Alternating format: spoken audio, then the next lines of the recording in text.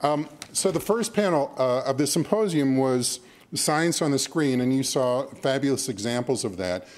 This whole symposium is about empathy, specifically empathy for the universe, empathy for other than human. And our second panel is continuing that theme of empathy for the universe through the use not only of visualization, but through story framing. And to do that, we've got Katy Mac. And, you know, we humans, we're basically story machines. We tell stories, we hear stories. Stories is the way that we maintain our culture, maintain our society. And so there exist great science communicators who use story to frame these things that we need to know about science, about our world, about the universe. We all know some of those great science communicators, Carl Sagan being the most famous. And we have among us one of the new great science communicators, Dr. Katy Mac. So during the day, Dr. Mac studies dark matter, dark energy, the connection between fundamental physics and the beginnings of the universe. She's interested in how the universe began, how it evolved, and how it will end. I think that pretty much covers it. And in fact, she's working on a book, and the book is called The End of Everything. It'll be out by Scribner in 2020. So that's what she does during the day.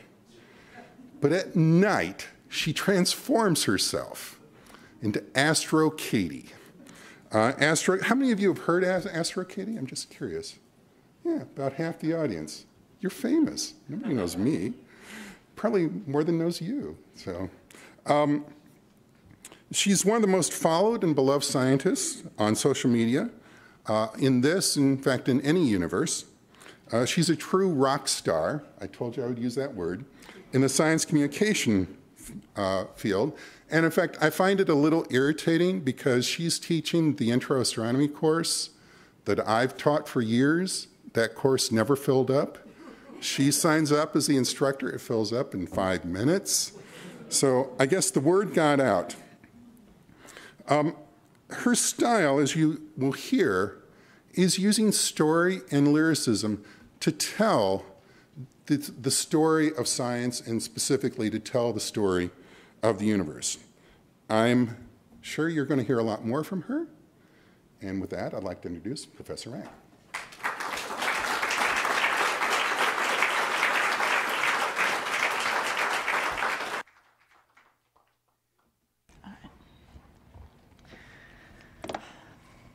Well, thank you for that introduction.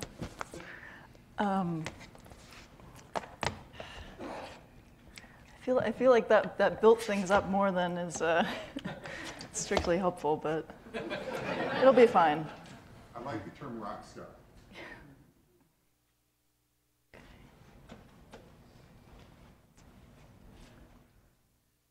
All right, hopefully, okay, this will work. All right, well, first of all, it's a huge honor to be here among so many amazing people, and I'm just very grateful to have been invited and to be able to speak. So I have 25 minutes. I'm going to tell the story of the whole universe from beginning to end. I'm going to skip some parts that are the less interesting ones. All right, so I'm going to start with a quote by Carl Sagan. He said once, "The cosmos is within us. We are made of star stuff. We are a way for the universe to know itself." And this is true, mostly. Many of the atoms in our bodies were forged in the violent deaths of massive stars, but not all of them. And our story doesn't begin with stars, and neither does the story of the universe. The story of the universe begins with static. The first thing you need to know is that the universe is expanding. This doesn't mean that we are expanding. This room is not getting bigger. What's happening is that galaxies are getting farther apart from each other. This is a galaxy very much like our own. This is the Andromeda Galaxy. We live in a galaxy like this. When we look at other galaxies, distant ones, we see that they're moving away from us. This one isn't. This one's moving toward us at about 110 kilometers a second.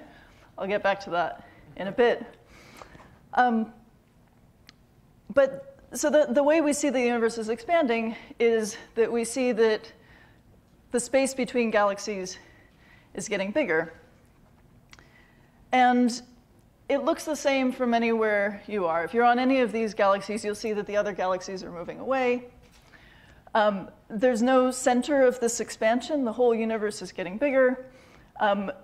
So there's no center of the universe unless you think, well, technically, we are each the centers of our own observable universe. And that's a well-defined concept in astronomy. But the whole universe is just getting bigger. It might be infinite. It's getting larger. But the logical conclusion of this expansion that we've known about for a long time is that in the past, the galaxies were closer together. And as we go farther back in time, the galaxies are getting more and more dense. Things are more and more on top of each other. And if you keep going with this idea, you get to a point where everything was on top of everything else, and the universe was extremely dense, and then you get to something really interesting.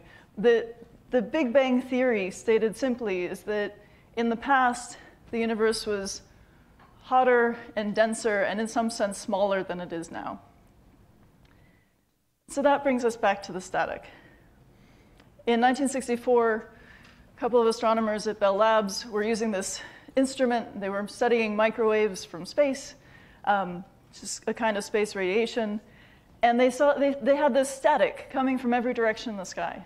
And they weren't sure what it was. They didn't know what was happening. They thought maybe it was something wrong with the antenna. They tried cleaning it. They tried kicking out a bunch of pigeons who were living in it. They tried to see if maybe it was interference from local radio stations, but nothing made the static stop. And if you were to make a map of that static, this is what it looked like. This is a full sky map of the signal they saw. If you project the whole sky onto an oval. It's not very interesting. It was the same in every direction, the same amount of radiation coming from every direction, this very uniform signal. And so they kind of spread the word. They said, we don't know what this is. It's coming from everywhere. And the word got back to some of their colleagues at Princeton University, and suddenly everything fit together. This wasn't interference. This was real. The sky was aglow.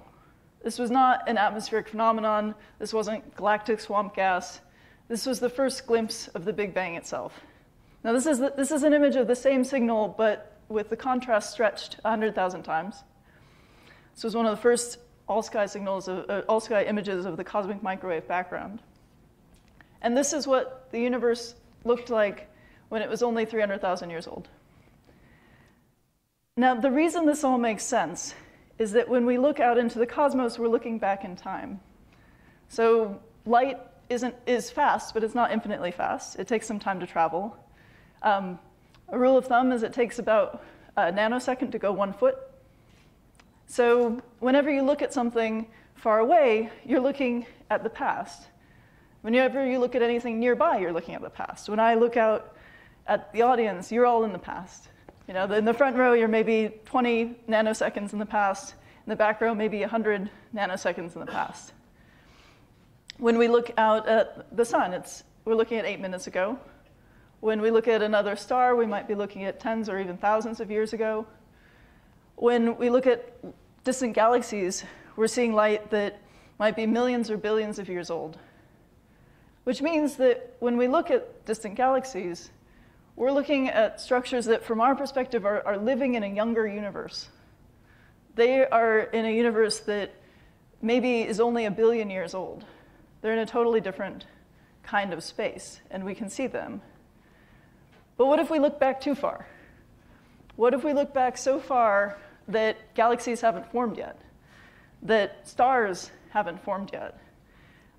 What if we look at something that far away? What do we see? Well, we see this. This is the light from a universe that is still on fire. This is the light from parts of the universe that are so distant that from our perspective, they're living 13.8 billion years in the past, when the universe was a fireball, just a primordial fireball, a plasma that was as hot everywhere as the surface of a star, where there was no vacuum of space, but a hot, dense, roiling plasma. And this cosmic microwave background is a direct view of that as it's happening. We are seeing it directly. And we can refine these observations and get a more detailed picture of that primordial plasma of hydrogen and helium and electrons. And the hydrogen, what we're seeing is this plasma. Plasma is made of ionized hydrogen, which is just protons, some helium nuclei, some electrons. That hydrogen was forged in that primordial fire, and that hydrogen is the same hydrogen that makes up the hydrogen in your body, in your blood, in your bones, in your DNA. We are mostly by mass star stuff, but by number of atoms, we are mostly debris from the Big Bang. Most of our atoms in our body are as old as the universe itself. And we can refine these observations even further, and we can carefully chart out all of the fluctuations in this light and look at the statistics of each of these little dots, where they're showing regions that are a little bit more or less dense than the regions around them. And we can see that these are actually acoustic oscillations. These are sound waves. The fireball universe was so dense, it was loud. Sound could travel through and create waves and leave ripples in the primordial plasma that we see as though they're sort of ripples in a pond, frozen in this light. So the universe had a beginning. We can see it directly. And in that beginning, there was light, there was heat, there was sound, there was a pulsating plasma of potential forming the seeds of the structure we see in the universe today. And over time, that plasma expanded, it cooled. At this point, the universe was mostly sort of patchy hydrogen gas. This was the cosmic dark ages. For a few billion years, it was mostly cool gas with the first stars forming. In the fluctuations in this hydrogen, you had blips of 1 part in 100,000 that grew through gravity and pulled more gas together and created stars and planets and galaxies. And the universe began to form this cosmic web, where this is a simulation where they took the statistics of those little spots that we see in the cosmic microwave background, they fed it into the computer, and they evolved it over time with gravity and made this structure. This is the cosmic web, the large-scale structure of the universe. In this image, each little bright spot would be a galaxy, clusters of galaxies, filaments, giant voids. And this matches what we see in the universe on the very largest scales. And what we see in the universe is amazing. We see a universe full of stars and galaxies and clusters of galaxies. This is a cluster of galaxies where each of these little colorful specks is a galaxy bound together by gravity. We see supermassive black holes, the aftermath of the collapse of stars, of pulling in more matter and making a space where even light can't escape its gravity, but the matter swirling in and the magnetic fields tangled up can create these giant jets of radiation that stretch out larger than the galaxy itself. And we see these all over the universe. We see supermassive black holes at the centers of every large galaxy. Our own, in our galaxy, we call it Sagittarius A star. It's about 4 million times the mass of the sun. It doesn't have a jet like this, which is probably good for us. And we see out in the universe galaxies colliding with each other, coming together and merging, creating these tendrils of stars that are flung out into space. And as these galaxies merge, the black holes in the centers of them merge, and those black holes distort space to create ripples that travel out through space-time and distort the space that we live in as they come through. When a gravitational wave comes through, it sort of squeezes you and then stretches you and then squeezes you. Tiny, tiny amounts. But we've been able to detect some of those gravitational waves from black holes colliding at 1 billion light years away. And these galaxy collisions, we're going to experience one of these up close firsthand in about 4 billion years when the Andromeda galaxy finally gets here. But it's okay.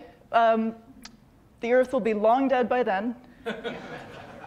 The sun will have already expanded and engulfed the inner planets and boiled off all the oceans. But if we do leave some kind of outpost to watch this happening, what we would see is that as the galaxies collide, the gas within them collides and heats up and creates a burst of new stars. And from this destruction, you get new life. But this process, the collision of galaxies, this creation of new stars, is becoming more and more rare in the universe. We are currently 13.8 billion years into our cosmic life story. It's already winding down. Star formation in the universe peaked about 9 billion years ago, and the expansion of the universe is accelerating. Something we call dark energy, we don't know what it is stretching out the cosmos and making the expansion speed up and pulling galaxies farther away from one another faster all the time. And that's meaning that the collisions are happening less frequent. And the cosmic stellar birth rate is falling. And in fact, you can calculate that as of today, about 95% of the stars that ever were or ever will be have already formed. And from now to the end of time, the universe is just finishing up that last 5%. So our incredible complex cosmos is really a temporary treasure. The universe had a beginning. It will have an end. There's no happily ever after in an expanding universe dominated by dark energy. As the universe continues its expansion, distant galaxies will be pulled away beyond our cosmic horizon. In around 100 billion years, all the light we see in the sky will be from our local group of galaxies, and everything else will be stretched out to the point of invisibility. Stars will die, black holes will evaporate, the universe will become a cold, dark, and empty place. It's called the heat death, or the big freeze. And unless something else finishes us first, it's inescapable. Our story began in fire, and it will end in the cold and the dark. But we're not there yet. As insignificant and transient that we are, we who are built of stardust and the ashes of the Big Bang, we have exploration and art and words and images and the ability to share with each other our dreams and our fears and our emotions. We have the tools to study and comprehend this universe that we live in. We are specks of dust, and yet we can measure the cosmic expansion. We can see the Big Bang itself. So I tell this story not because it ends badly, but because it does end. And that in itself is powerful and important. So to close, I'm going to share something that I wrote about why I do this. The research, the writing, the talking about the cosmos and its beginning and end. So it's sort of a poem. It's called Disorientation. I want to make you dizzy. I want to make you look up into the sky and comprehend, maybe for the first time, the darkness that lies beyond the evanescent wisp of the atmosphere, the endless depths of the cosmos, a desolation by degrees. I want the earth to turn beneath you and knock your balance off, carry you eastward at 1,000 miles an hour, into the light and the dark and the light again. I want you to watch the earth rising you up to meet the rays of the morning sun. I want the sky to stop you dead in your tracks on your walk home tonight, because you happened to glance up and among all the shining pinpricks, you recognized one as the light of an alien world. I want you to taste the iron in your blood and see its likeness in the rust-red sands on the long, dry dunes of Mars, born of the same nebular dust that coalesced random flotsam of stellar debris into rocks, oceans, your own beating heart. I want to reach into your consciousness and cast it outward, beyond the light of other suns, to expand it like the universe, not encroaching on some envelope of emptiness, but growing larger, unfolding inside itself. I want you to see your world from 4 billion miles away, a tiny glint of blue in the sharp white light of an ordinary star in the darkness. I want you to try to make out the boundaries of your nation from that vantage point and fail. I want you to feel it in your bones, in your breath, when 2 black holes colliding 1 billion light years away sends a tremor through space-time that makes every cell of your body stretch and strain. I want to make you nurse nostalgia for the stars long dead, the ones that fused your carbon nuclei, and the ones whose last thermonuclear death throes outshined the entire galaxy to send a single photon into your eye. I want you to live forward but see backward, farther and deeper into the past, because in a relativistic universe, you don't have any other choice. I want the stale billion-year-old starlight of a distant galaxy to be your reward. I want to utterly disorient you and let you navigate back by the stars. I want you to lose yourself and find it again, not just here, but everywhere, in everything. I want you to believe that the universe is a vast, random, uncaring place in which our species, our world, has absolutely no significance. And I want you to believe that the only response is to make our own beauty and meaning and to share it while we can. I want to make you wonder what is out there, what dreams may come in waves of radiation across the breadth of an endless expanse, what we may know given time, and what splendors might never, ever reach us. I want to make it mean something to you, that you are in the cosmos, that you are of the cosmos, that you are born from stardust and to stardust you will return, that you are a way for the universe to be in awe of itself. Thank you.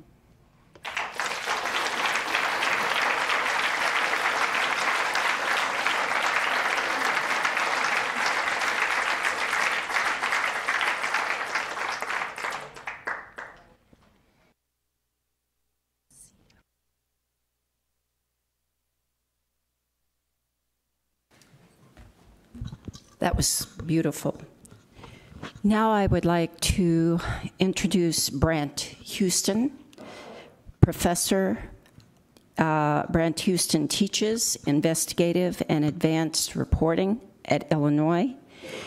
He served for more than a decade as an executive director of investigative reporters and editors, as a professor at the University of Missouri School of Journalism. Before joining IRE, he was an award-winning investigative reporter at daily newspapers for 17 years. He is the author of 4 editions of the textbook, Computer-Assisted Reporting, A Practical Guide, and co-author of the 4th edition and 5th edition of the Investigative Reporter's Handbook. Brant is really, that was a beautiful poem that touched my human heart. And Brant is going to take us even further into the depths of humanity.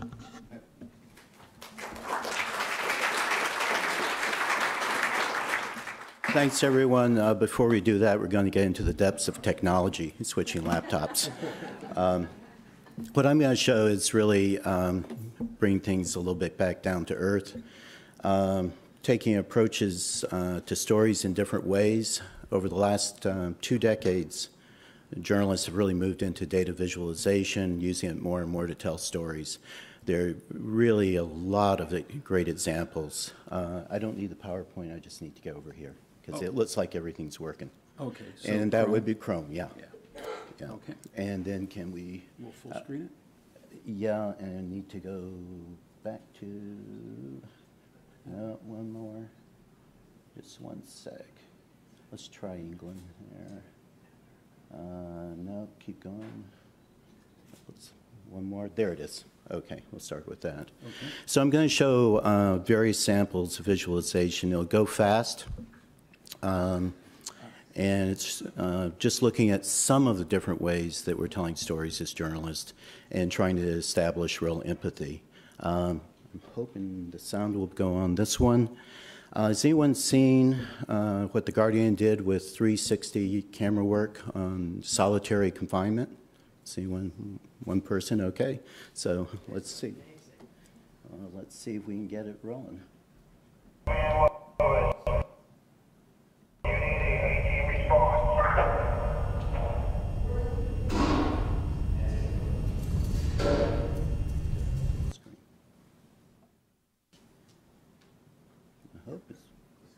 Yeah, I'm going to. Welcome to your cell. You're going to be here for 23 hours a day. 23 hours a day. You can be sent to solitary for Disobeying a direct order. Order 6.2. Fighting is 90 days extra. Yelling too loud. Somebody's labeled a gang member. any kind of drugs. Looking at a correction officer. Just looking at him. Having too many rolls of toilet paper is 90 days extra. Too many postage stamps. Eating all of your food. And it's not uncommon to find somebody who's sentenced to a year and then ends up with 5, 6, 7 years in a bottle.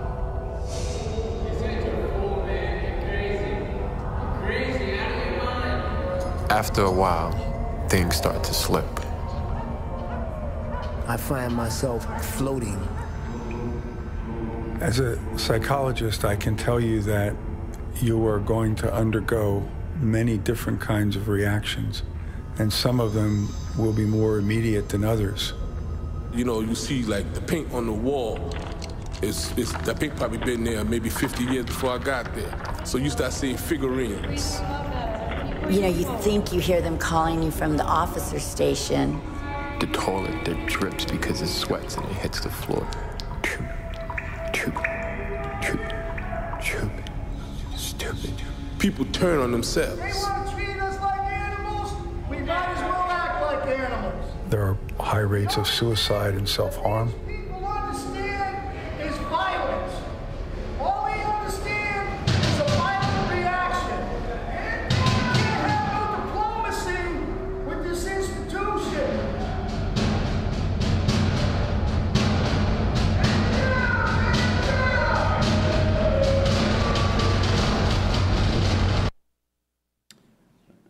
Okay. Once you start to dip, it's easy to lose control. So that was an interactive, right? Yes, yes. If you notice, I was moving around in 360. People are still trying to figure out how to use that more effectively. I've seen a lot of 360 that was nice going down a river, but didn't do a lot for me in a canoe. So we're trying to use these visualizations to give an immersive experience to really get a way to feel the story more. I'm going to go with something slightly lighter, but still outrageous. Basically, when we're in data visualization, as we go along, we've been discovering more and more how many data visualizations have been inaccurate or misleading, and I really wanted to search around for one that was totally outrageous. This is Enbridge, an energy company, that put out a map, if you can see it on the left, that they wanted to show that shipping routes were easy for navigation up in Canada. So they put out a map and they eliminated all the islands that you see on the right. And I guess they thought they could pull it off anyone, but this newsroom went ahead and put all the islands back in so you can actually see what's going on. So we're also dealing with a lot of misleading data visualizations, and as we're dealing with algorithms too, understanding their biases, we're doing that kind of investigative work also. Another one I wanted to show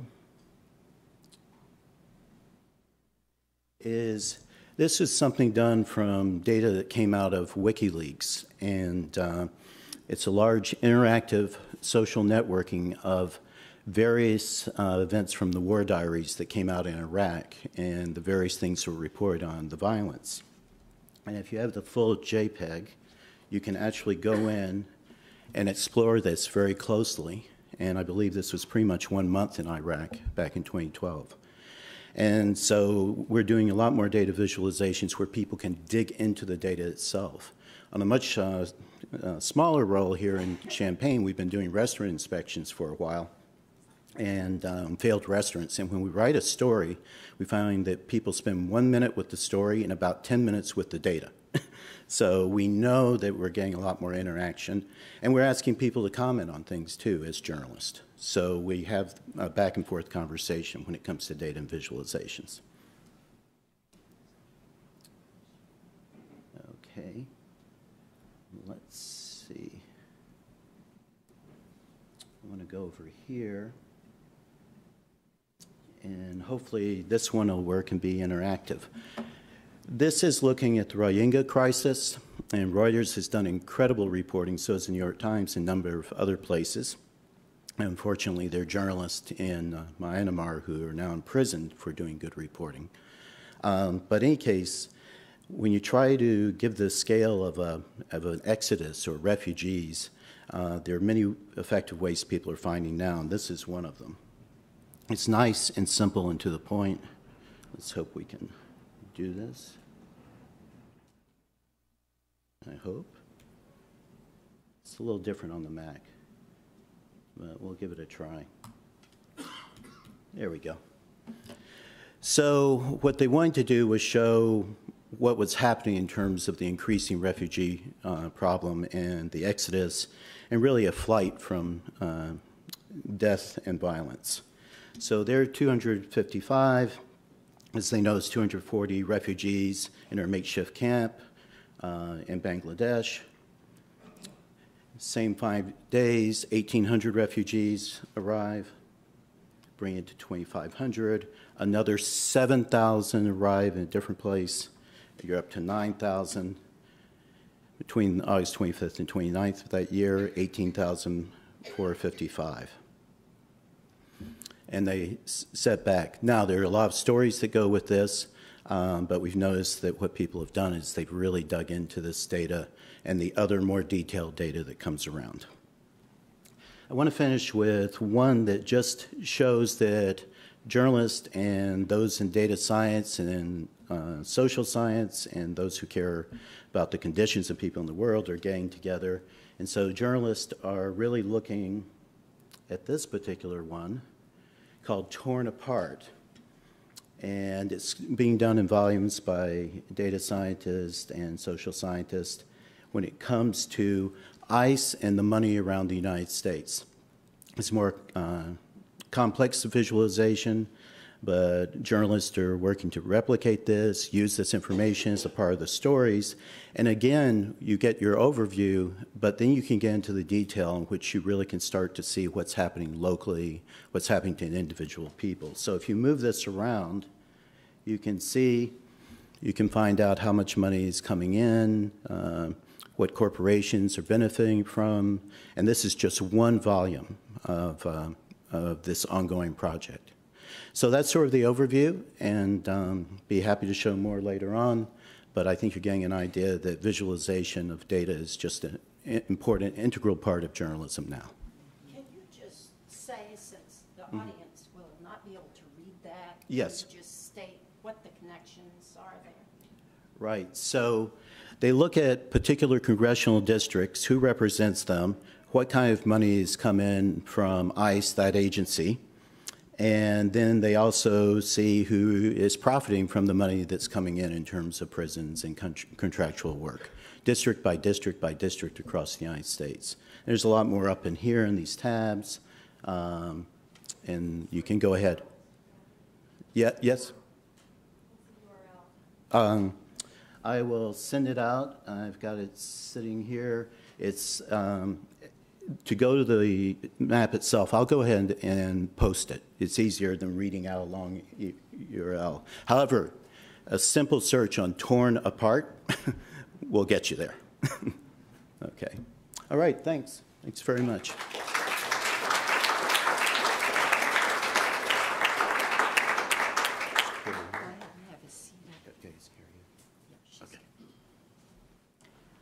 So now, Karrie, come on up, and while you're checking your audio visual, maybe Mike, you could help her.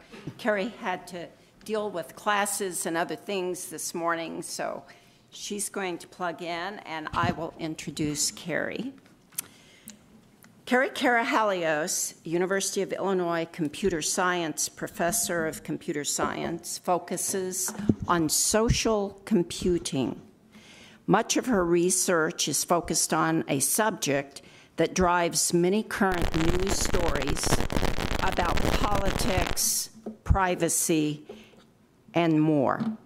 Social media platforms such as Facebook, how information flows through Facebook, and how other social media platforms have far-reaching impacts. She also is analyzing how people respond to visualizations, how a story frames visualizations, and I think we'll learn a lot from her presentation.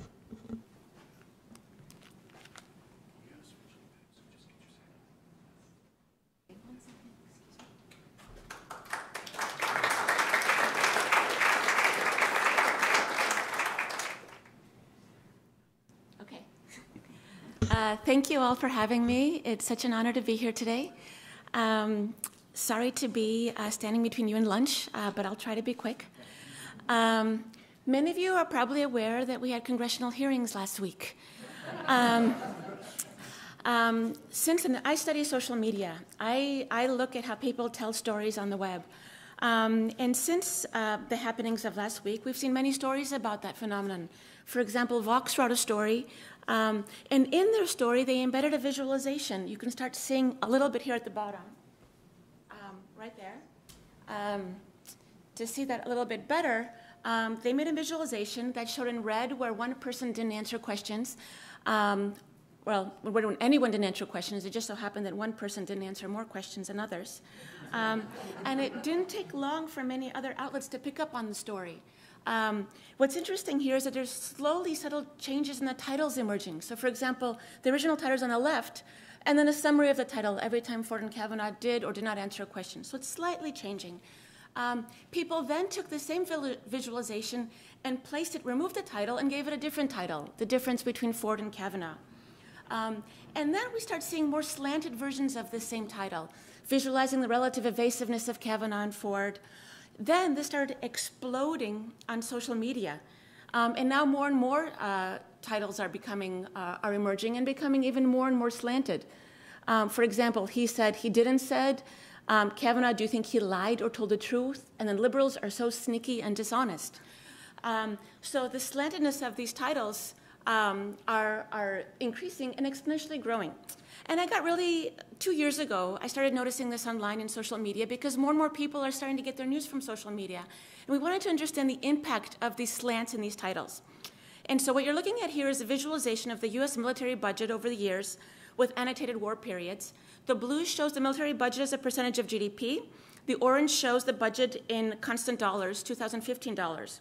One potential title for this visualization might be Defense Budget on a Steady Decrease as a percentage of GDP over the past 50 years. And in this case, it would be emphasizing this blue line at the bottom. Another title could be Defense Budget on an Increase in constant dollars heading towards $500 billion by 2019.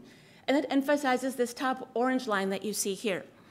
And we were really interested in how people could look at visualizations that had ambiguity in them, that you could interpret them in multiple ways.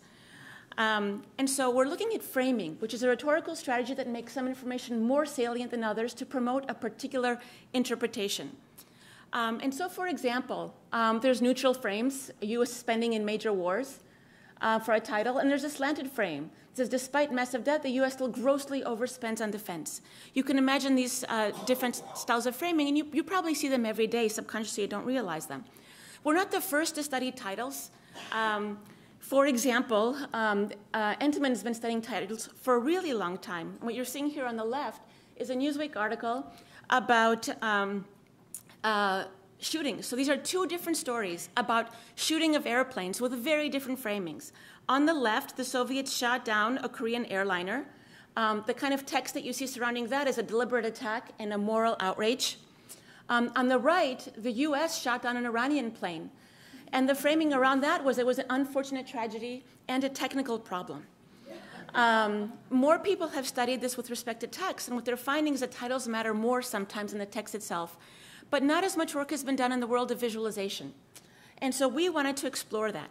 So we started by looking at the framings that you see in text. And most of these framings include something about a conflict, something economic, human interest. Morality is huge. We must remember Lady Liberty, responsibility. But the frames that we see more and more with visualizations are different. They tend to be more open-ended, rhetorical questions. They tend to also have more statistical elements, something more than something else, or a comparison of something. So, some early findings that we have. For example, what we find is that when you show somebody a visualization, for example, something like this, which really emphasizes that Germany has accepted way more refugees in total absolute number and in percentage than many other countries. The United States, by the way, is down here.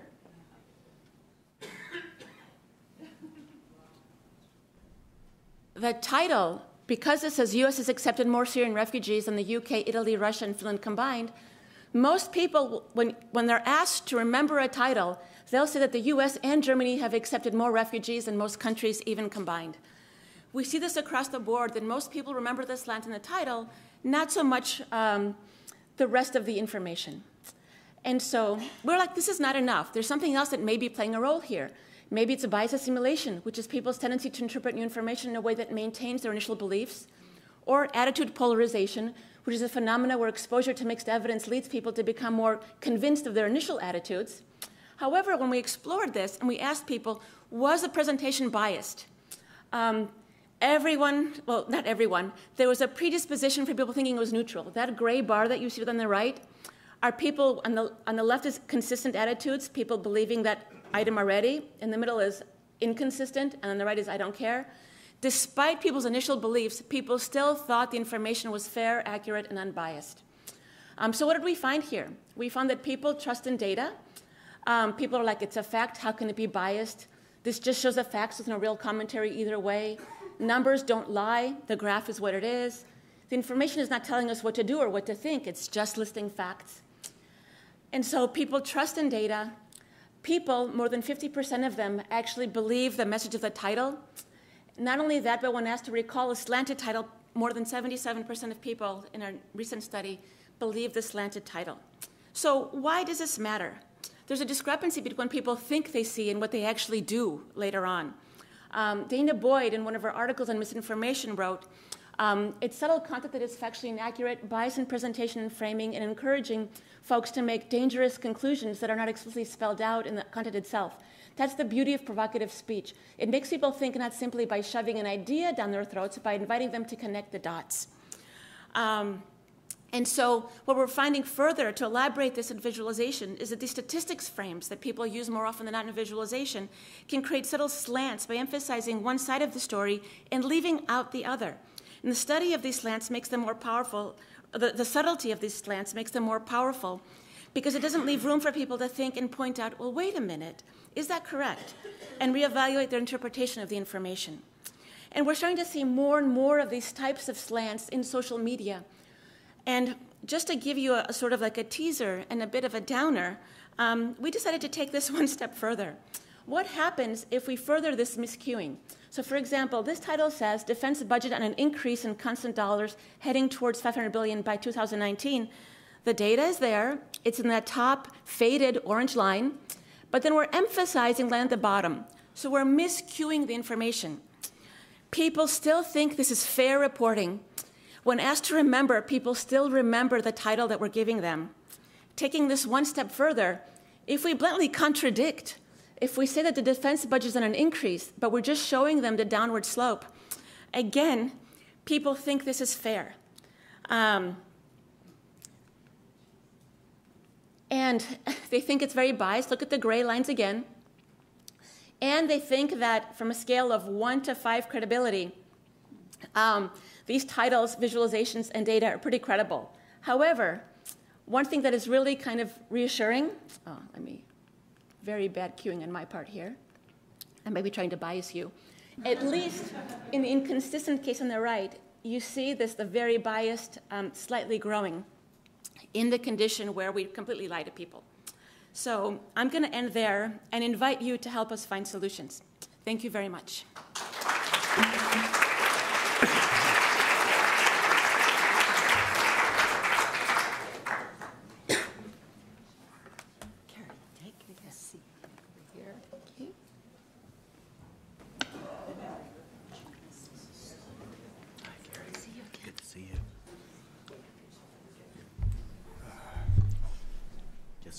So Brant and I have been tasked with moderating this particular panel. I hope she's not, Donna, you're not asking us to actually communicate as to why these three people are up here together. I think I know. Brant can do that. Okay. It's all about truth. They're all telling stories that they're trying to get to the truth, different aspects of the truth. But how does each of them view the other two presentations? We're all bummers.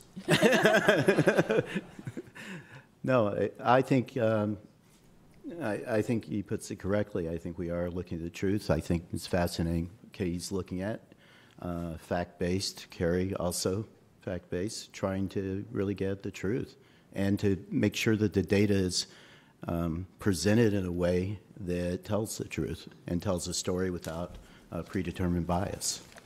Mm-hmm. Katy?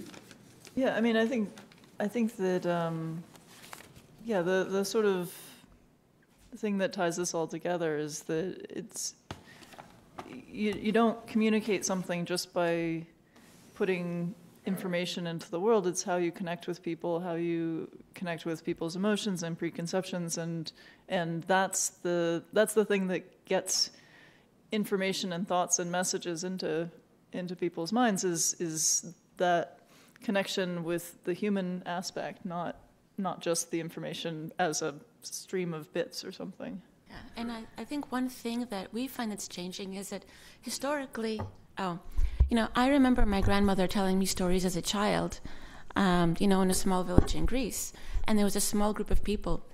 Right now, this idea of telling a story where you're assuming a similar sense of morality and similar sense of custom from a small group, expanding it to a larger group, is changing the way the story is interpreted. Like, we're living in a time where we don't understand the audience that's receiving our stories. And I think that's something that we need to better understand. And that's always been the case in sort of like the history of the cosmos. People have pre-existing dispositions with respect to religion, with respect to scientific beliefs, with respect to family tradition even. And how do we tell stories knowing that's the case? And how do we tell stories so that people can communicate together knowing that they have these different predispositions and different frames to begin with? Katie, I mean, you told a basic story. You told a story that had a beginning, a middle, and an end. Mm-hmm. A rather depressing end, though you tried to manipulate the data in such a way that we thought that it's perhaps not as dismal as the data shows. So Karrie, do you think she was manipulating that data? I think that as a scientist, one of the things that we also look for is sources. She has an impeccable reputation. That helps. One thing I want to add is that people do look at sources of visualizations. And so I think that she's telling a story that is in line with, A, what you've been taught in the past in some ways, and in line what you've been studying, which is your research. So I think there's a lot of information that's gone into the telling of that story, and it's not just a story that that you conjured up this morning for this talk. I think there's a difference in stories that have, you know, that's, believe it or not, that's a very social story. You know, lots of religions have formed describing, you know, the origins of the universe and the workings of the universe today. And there's still a lot of controversy, believe it or not, over that story still today. And I think that's actually one thing that's what's making this very, very similar. Like, I don't think the controversy is ever going to go away. I think what we need is to find ways to have a common vocabulary to discuss this. And she provided the vocabulary necessary to actually have a discussion about that story. Yeah, let's open it up for questions. We have one over here. Or I guess we'll start over here and then Hey, come to Brant, I've got a question for Brant. Yeah. Okay, so you showed us a newspaper with a correction of a inappropriate map of the entrance to the... You know, my worry is newspapers are dying, and it's wonderful as it is that they put out a correction. When I see inaccurate information, like in the last election that the Pope had endorsed Trump, for example, the correction, I don't know if if the Pope ever put out a correction, I don't know, but the corrections worry me that they're not reaching the audience that first saw the inaccurate information. That is my concern. I think it's a great public service that the newspaper printed a correction. Who sees the corrections? Well, I tend to think of newsrooms and not newspapers anymore. I think there's, and Karrie certainly studies this, but I feel that if you relentlessly put out what the actuality of something is, you're going to have certain people that may or may not believe it. They've got a predisposed bias. But I think we're doing a better job of that in news. Some people say, oh, there's so much fact-checking. But people seem to react to that, and conversations happen. So it's a tough time. People are going to interpret things certain ways. But I still believe we have facts in terms of actually being able to count, such as the number of refugees from Raw Inga or whatever else. But there are a lot of things going on now that I think the corrections are getting through. Karrie may say they aren't, but I do think some of them do get through. I mean, one thing to add to that point is that this concept of filtering news and getting it out has been around for ages. You know, editors basically used to serve the role of being the filters of what should be presented to the public.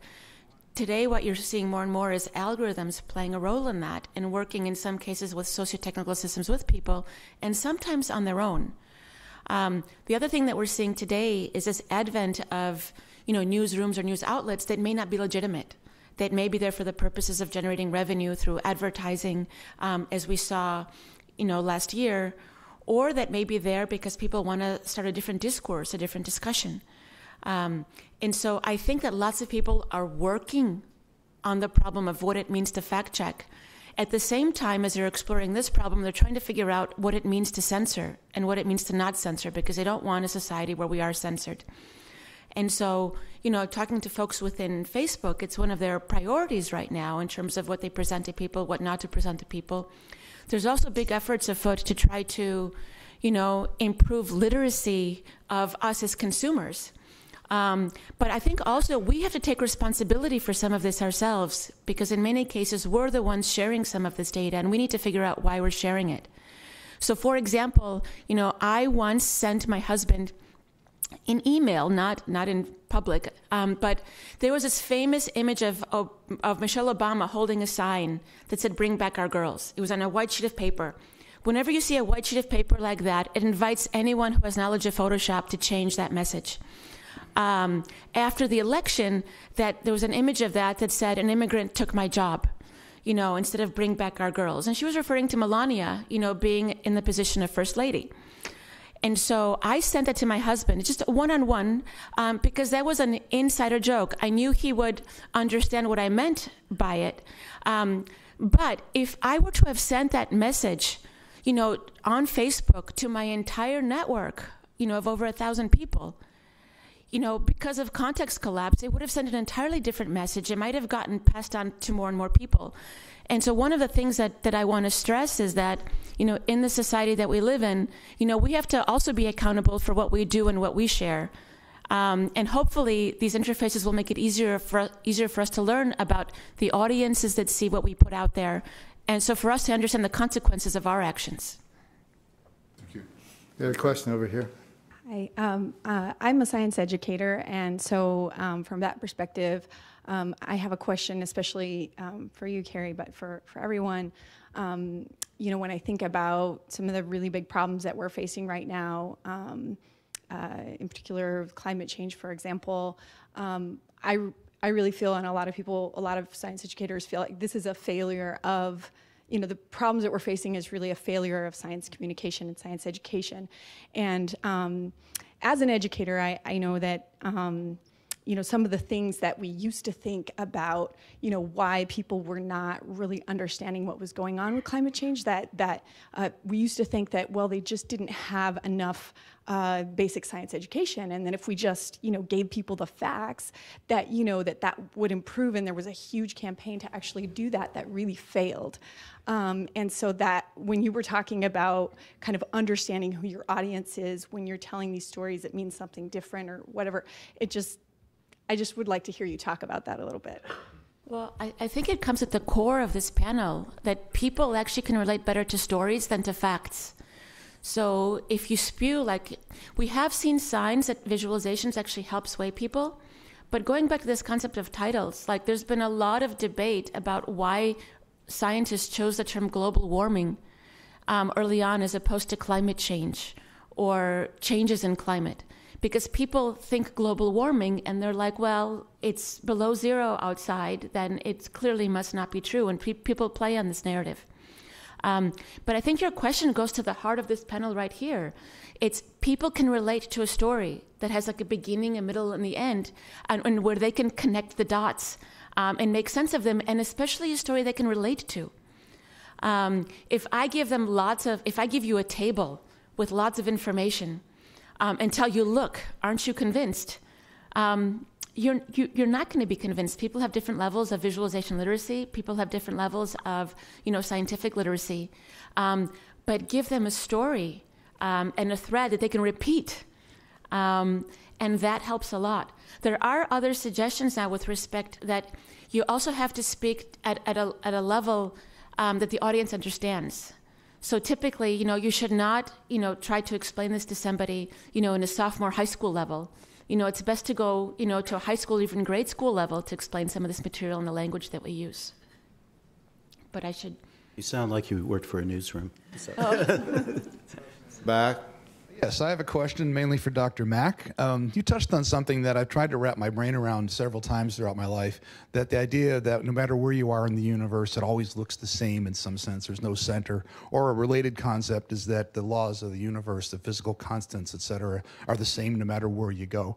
Now, it makes sense to me in a sense, because if they were different here than somewhere else, there'd have to be some kind of barrier, and why would there be such a difference? But I'm wondering if you can give me a more convincing explanation as to how I can wrap my brain around, no matter where I am in the universe, it's going to look similar or something. Well, I mean, that's just an empirical thing. We've done studies where we've looked at the distribution of galaxies across vast distances, and there doesn't appear to be any kind of gradient where there's more over there or fewer over there.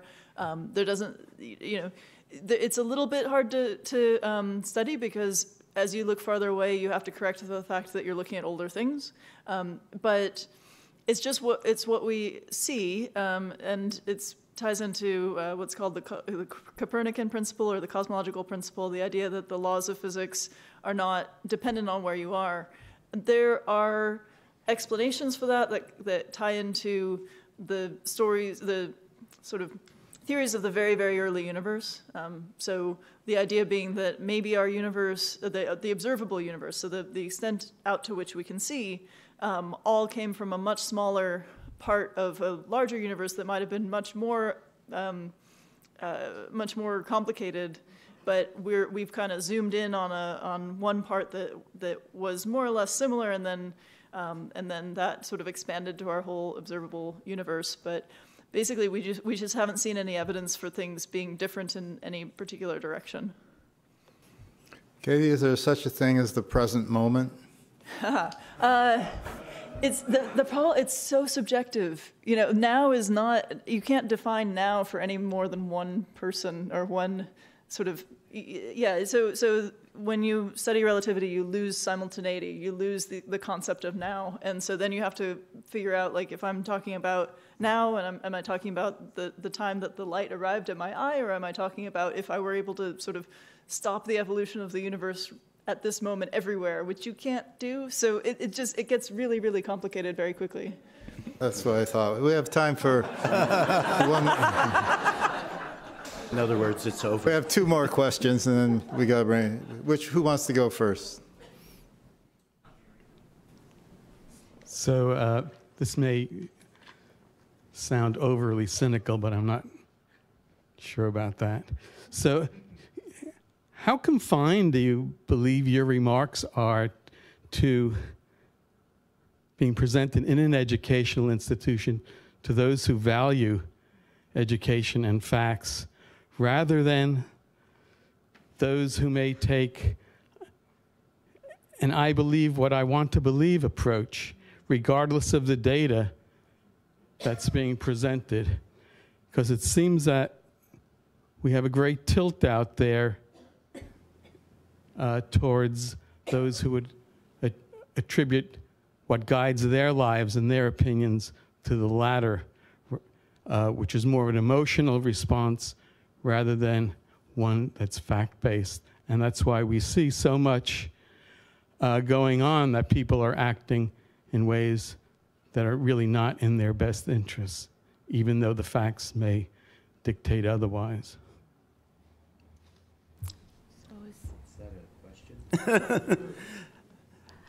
As an investigative journalist, I'm an optimist, and I think we're working out a lot of things right now, and I think we tend to want to put a blanket statement over things. I find that people are very fact-based when it really affects their lives, and when it's immediate, and possibly not now, slightly in the past, but they're very, but they're very taken by it, and there's a whole part of them that goes that way.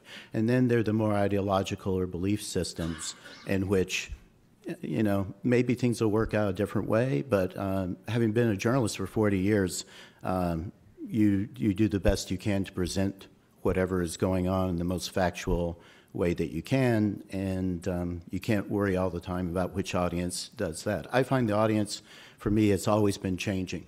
A lot of journalists will find they might be a hero one day and a villain the next, to the same people. So I think this is more nuanced than we may be thinking about. Yeah, if I could add to that just briefly. In a different study, not what I presented right now, we presented people with some controversial topics with respect to LGBTIQ issues. And one of the things we explored was people's levels of open-mindedness. So I want to stress that people are all different. And so, for example, in a case when one person was presented with information in support of LGBTIQ issues, and they were against them, they became more polarized against these issues if they were more narrow-minded. If somebody was more open-minded and believed in LGBTIQ issues and was presented with a case where they should be limited, or the rights of people should be limited, the reaction was, well, I don't believe this, but I really understand where some other people are coming from, and I don't want to vilify them for it. And so they became less polarized. And so I think one of the things that we have to keep in mind are that people are different. People's backgrounds are different, their cultures are different, and their personalities, their psychologies are different. And so it's hard to make one blanket statement about all people. Last question. We live at a time when advertising is ubiquitous, and it's the basis of our economic lives, and it's becoming the basis of our political lives as well. And we all accept that advertising is important and it's a valuable thing. So But if you accept the fact that advertising is a form of propaganda, how do you think the fact that propaganda has become accepted as the basis of our economic lives and our political lives, how does this affect the search for truth? So I can start there. I mean, this is a question that Facebook is posed with almost every day. Oh, sorry. And so there's been many calls for them to change, you know, the style of corporation that they are. One interesting example is World of Warcraft. That used to be, you know, they wanted you to be online for many, many hours. There were people who were online for 17 hours a day. World of Warcraft decided that that was not healthy. And because they were a subscription model, not an advertising model, people were online that many hours waiting for people to join their guild to go on a quest. They decided to build in tools so you didn't have to wait 10 hours to get a person to join you to go on a quest. Companies like Airbnb have actually made it explicit that they are never going to have advertising on their site. There is a big difference between sites that have a pay-per-click model where they generate revenue because you click on an ad and sites that don't. And so there's big pushes to change them. Given the business models that they have right now, I don't think it's going to happen anytime soon. Although if regulation steps in, if new regulators step in and force a change, that might happen. I do want to say one other point, though, that I don't like ads. I use ad blockers. We started out doing this study, and I stupidly assumed that just because I didn't like ads, other people didn't like ads, and I was wrong. It turns out some people do like ads. I just happen to not be one of them. People tend to like ads when what they're getting tends to match what they want to see. And so, for example, one person was looking for a car. Gmail was mining their data. When Gmail was showing them ads for a Kia, they got really upset because they're like, well, I'm really a BMW kind of guy. You know, why are they showing me this? But when it did show them ads that they liked, that actually like built on their personas and made them their identity be what they wanted it to be, which is really scary. They were really excited about it.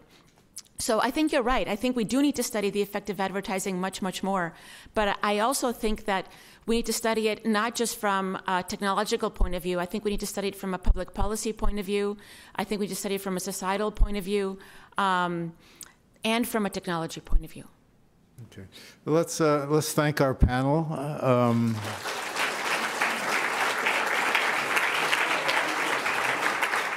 Thank you.